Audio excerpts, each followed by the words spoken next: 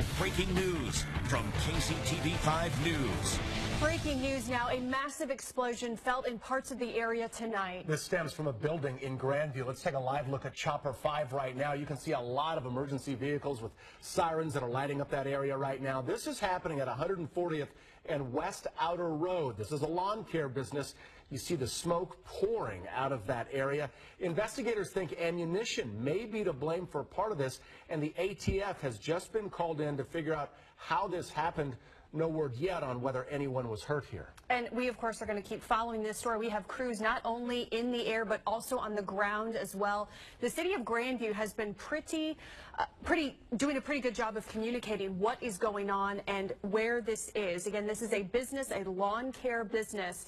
And when we first heard about the explosion, we heard from so many of our viewers. They were sending us notes on Twitter, sending emails, calling. They could hear the first explosion from many miles away, and they had no idea what was going on. So after the first explosion happened, then a number of other explosions happened, and the city of Grandview reports that ammunition inside that lawn care business is likely the culprit for all of those explosions. Yeah, there were as many as 5 or 6 explosions after the one massive explosion, and they decided right away when they got there that they were going to fight this from a defensive standpoint, clearly with ammunition involved.